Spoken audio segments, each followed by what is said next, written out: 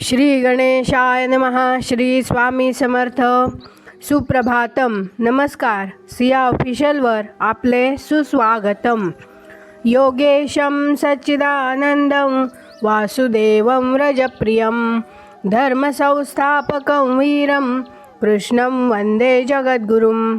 आज आपण महाभारतातल्या पहिल्या खंडातल्या आदिपर्वातले शांतनोपाख्यान हे पर्व पुढे वाचायला सुरुवात करूया. या पर्वातील अर्जुनाचे व कर्णाचे द्वंद्वयुद्ध ही कथा आता आपण वाचूया. वैशंपायन म्हणाले, रंगभूमीच्या दरवाजापाशी मोठा घोळका करून दाटीवाटीने उभ्या राहिलेल्या लोकांनी वाट करून दिल्यावर ज्याच्या डोळ्यातून गुरमी ओसांडून वाहत होती असा शत्रूंची नगरे बेचिराख करून टाकणारा कर्ण त्या भव्य रंगभूमीमध्ये अचानक शिरला. उपजतच प्राप्त झालेले दिव्य कवच त्याच्या अंगावर होते. तसेच उपजत प्राप्त झालेली कुंडले त्याच्या कानात होती. त्या कुंडलांच्या झळाळीमुळे त्याच्या मुखावर दिव्य दीप्ती झळकत होती. त्याच्या खांद्यावर धनुष्य होते आणि कमरेला तलवार लटकवलेली होती. रंगभूमीमध्ये प्रवेश करणाऱ्या त्या कर्णाकडे पाहताच हा एखादा पर्वतच चालला आहे की काय असे लोकांना वाटले.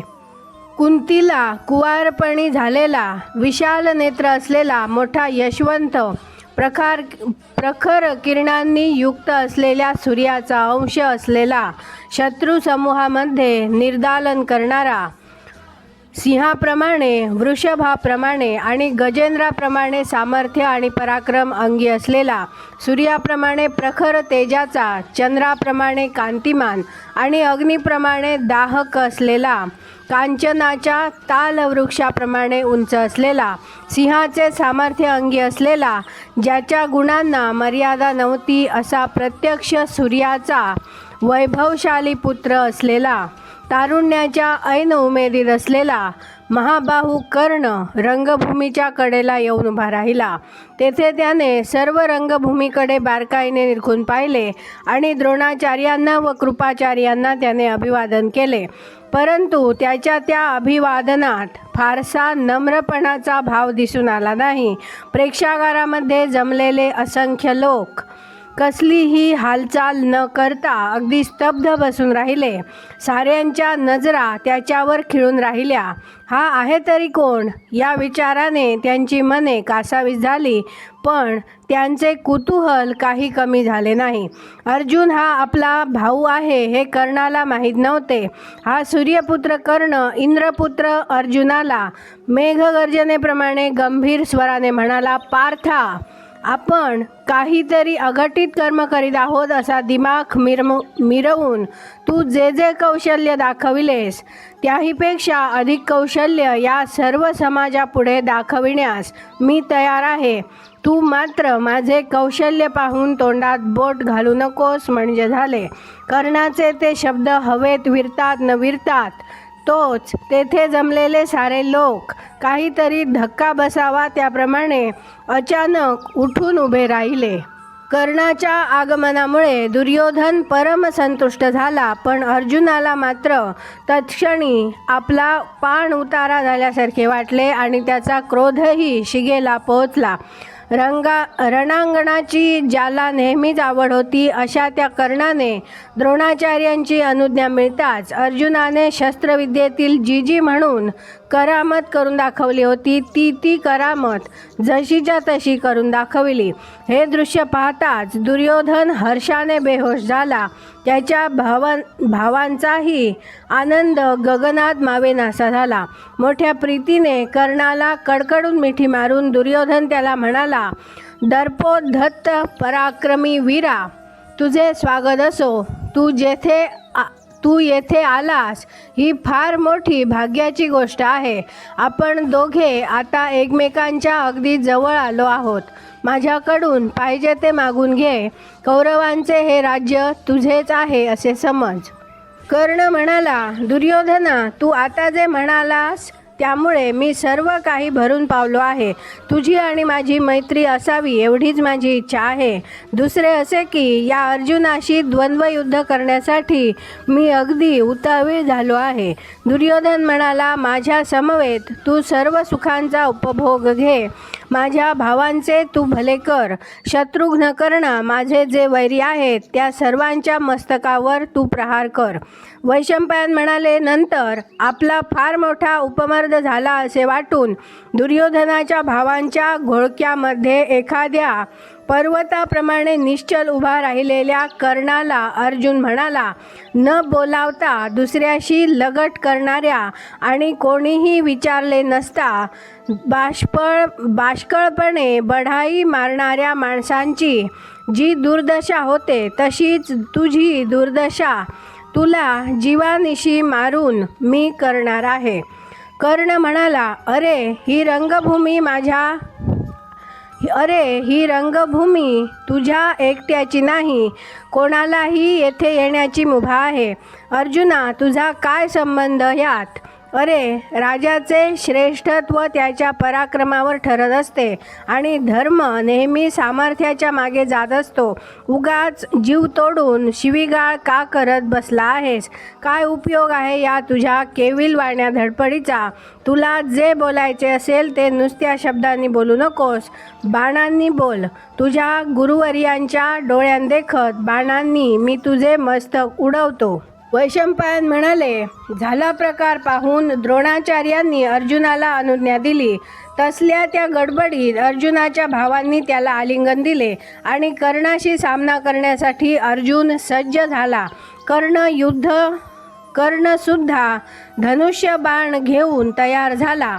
अर्जुनाशी लढण्यासाठी उतावीळ झालेल्या कर्णाला दुर्योधनाने सुद्धा कडकडून मिठी मारली आणि बाकीच्या कौरवांनी सुद्धा दुर्योधनाचे अनुकरण केले. कर्णाच्या आणि अर्जुनाच्या द्वंद्वयुद्धाला तोंड लागता क्षणीच सारे आकाश मेघांनी भरून गेले. विजांचा कडकडाट झाला. आकाशातून इंद्रधनुष्य दिसू लागले.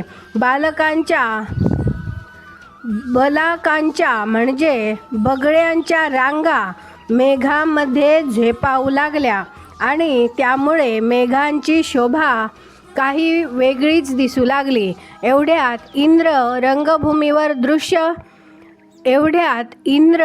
रंगभूमीवरील दृश्य मोठ्या प्रेमाने डोळे भरून पाहत आहे असे दिसताच सूर्याने सुद्धा आपला पुत्र कर्ण नीट दिसावा म्हणून अगदी लगत असलेले मेघ नाहीसे करून टाकले आणि त्यामुळे असे झाले की अर्जुनावर तेवढी मेघांची सावली पडली व कर्णावर मात्र स्वच्छ सूर्यप्रकाश पडला.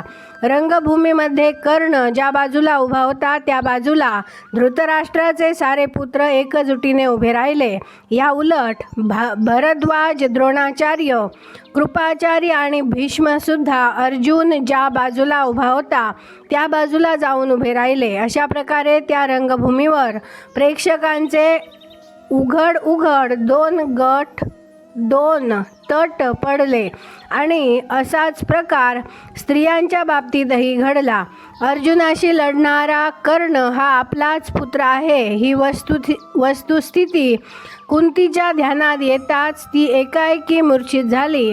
कुंती मूर्छित झाली आहे हे दिसताच कोणत्या वेळी काय करावयास पाहिजे हे ज्याला चांगले माहीत होते अशा विदुराने दासींना तिच्या अंगावर चंदनाचे उदक शिंपडण्यास सांगितले आणि तिला शुद्धीवर आणली. एकमेकांशी अगदी वीरश्रीने लढणाऱ्या आपल्या त्या 2 पुत्रांकडे तिने शुद्धीवर आल्यावर पाहिले आणि ती कमालीची गोंधळून गेली. हा काय प्रकार चालला आहे हेच तिच्या ध्यानात येईना. द्वंद्वयुद्धाच्या साऱ्या नियमांचे ज्यांना परिपूर्ण ज्ञान होते असे कुशल आणि सर्व धर्मवेत्ते शारद्वत कृपाचार्य, अवजड धनुष्य पेलणारे ते दोघे वीर द्वंद्वयुद्धासाठी सज्ज झाले असता कर्णाला उद्देशून म्हणाले, हा कुंतीचा आणि पांडूचा धाकटा पुत्र कुरुकुलोत्पन्न अर्जुन तुझ्याबरोबर द्वंद्वयुद्ध करण्यासाठी तयार झाला आहे. याच्या मातेचे, पित्याचे आणि याच्या कुळाचेही नाव मी तुला सांगितले आहे. पराक्रमी वीरा, तू देखील तुझ्या मातेचे, पित्याचे व तेथे जमलेल्या पित्याचे नाव तेथे जमलेल्या राजांना सांग. तसेच तू ज्या कुळाचे भूषण आहेस त्या कुळाचेही नाव सांगून टाक. म्हणजे आपण कोणाबरोबर लढत आहोत हे अर्जुनाला नेमके कळून येईल आणि तुझ्याबरोबर लढण्याचे की नाही हे तो ठरवेल. ज्यांचे कुळ आपल्या बरोबरीचे नाही आणि ज्यांचा आचार धर्मही आपल्यासारखा नाही अशांच्या बरोबर राजपुत्र कधीही लढत नसतात. वैशंपायन म्हणाले, कृपाचार्य येणेप्रमाणे बोलल्यावर कर्ण शर्मिंदा झाला आणि त्याने मान खाली घातली. पर्जन्याच्या धारांनी पूर्ण भिजलेले कमल ज्याप्रमाणे मान टाकते त्याप्रमाणे कर्णाची अवस्था झाली. एवढ्यात दुर्योधन म्हणाला, आचार्य, राजाचा मोठेपणा सिद्ध होण्यासाठी 3 कारणे असतात असा शास्त्रात निर्णय केला आहे. एक तर तो मोठ्या कुळातील असावा लागतो किंवा अंगचा शूर असावा लागतो अथवा तो मोठा सेनापती असावा लागतो. जो कुळात राजा नाही अशा वीराबरोबर लढण्यात या अर्जुनाला जर कमीपणा वाटत असेल तर याच क्षणी मी या कर्णाला अंगदेशाच्या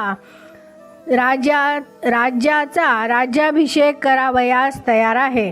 वैशंपायन म्हणाले आणि लगेच त्या ऐश्वर्यशाली बलाढ्य कर्णाला सुवर्णाच्या सिंहासनावर लाह्यांनी आणि फुलांनी परिपूर्ण असलेल्या सुवर्णाच्या जलकुंभांनी मंत्रवेत्या ब्राह्मणांनी अंगराजाचा अभिषेक केला.